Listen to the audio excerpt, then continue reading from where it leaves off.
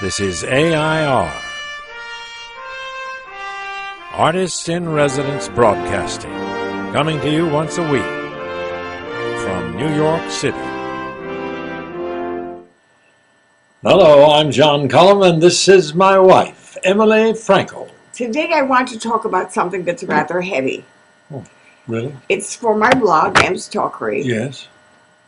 And I want us to convey something that we do or that one needs to tell one's friends to do when something bad happens. Oh, my goodness. Really bad. When something bad happens, someone that you love dies. Are we talking about condolences? No, I'm talking about when something happens in life, a car accident. Yes. A collision with bad fate. Someone is sick. Someone dies. All right. What can one do? How does one recover? And I was thinking about it because I was thinking you have to have the ability to grab and absorb what's happened and move on.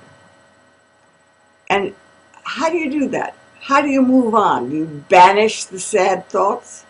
Are you talking about what you as an individual do for somebody else when that happens, or what do you do for yourself? No, I'm not talking about myself. I'm just saying, what do you do when something bad happens? It could be show business. You want a job. You really are set to do a job. It could be like Scottsboro Boys. But when something bad happens to you, not to somebody else. I thought you meant condolences. No, something bad happens to you. How do you gather yourself and demand of yourself to move on? Well, first of all, in my case, the times that I've had some pretty unpleasant kind of things, and I resent people who tell me not to grieve. When my mother died, my brother, who was a preacher, was saying, oh, she's in a better place, and I got very upset by that and said, the hell with that. I'm not interested in the fact that she's happy in heaven. I would like for her to be right here with me again. I want to grieve over her. I don't want to be happy for her because she's dead. And I feel the same way about other things that could happen to me, that I need some room to feel bad about things.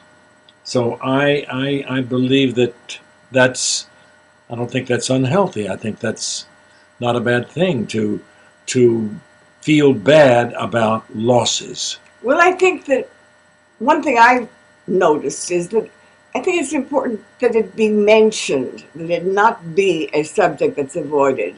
If someone in your family dies, I think one has to say, I'm sorry your mother died.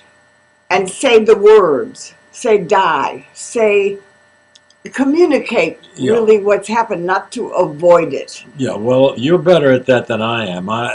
Coming from Southern Baptist background, I have a tendency to use euphemisms, and I don't never say die. I say passed on or gone to heaven. I was thinking about the point of view of simply confronting the bad things that can happen, not necessarily death, but bad things can happen. And one's ability to say, okay, this has happened. I must move on. And how you gather your thoughts and move on to a more constructive way of thinking. Well, can you give me an example?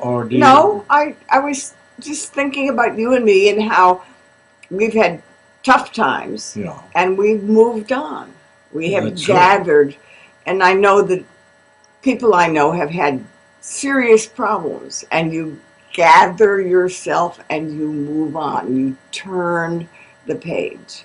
That's all, John. Maybe it's not a subject that we can talk about too much. I was just thinking about pulling yourself together. How do you pull yourself together? And I think that's a thought process of saying, okay, thus and so happened. I am moving on. Well, that's what you do.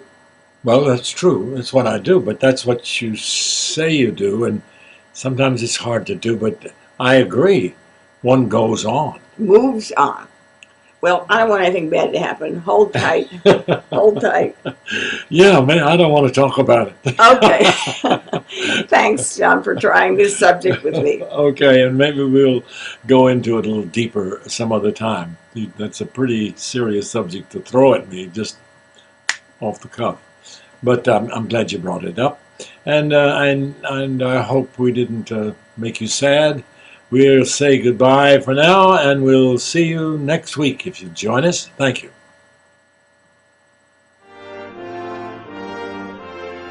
This is AI.R. See you next week.